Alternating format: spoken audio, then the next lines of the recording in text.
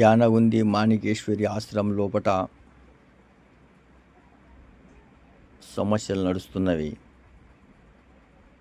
అందుకాబట్టి మనం ప్రశాంతంగా రాముని గుడి కావాలంటే 500 సంవత్సరాల టైం పట్టింది.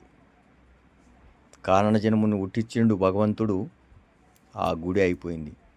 ఇప్పుడు మనం కూడా శివయ్య దిగాలంటే ఆ భగవంతుడే మనకు ఆశీర్వాదం చేస్తాడు. మనం శాంతి తత్వంతో ప్రశాంతంగా, ఆయనని మన హిందూ దేవుళ్ళని కించపడుతున్నాడు కాబట్టి ఆయన కర్మ నిండుకొచ్చింది. మీరు టెన్షన్ ఎవరు పడకుండా ప్రశాంతంగా అన్ని సంఘాలు సహకరించి మీ అంత సపోర్ట్ వలన ఆ మాణికేశ్వరి ఆశ్రమంని కాపాడలే. మనము మళ్ళొకసారి మన హిందూ దేవుళ్ళ మీద శివయ్య స్వామి శివయ్య స్వామి అనరాదు, నేను స్వామిని కానీ అంటున్నా. ఎందుకంటే కాయి బట్టలు వేసిండు కాబట్టి అంటున్నా. ఆయనకు అర్హత లేదు, ఆయన బ్రహ్మచారి కాదు. ఆ బ్రహ్మచారి కాదు కాబట్టి కాయి బట్టలు వేసిండు, మర్యాద ఇస్తున్నా.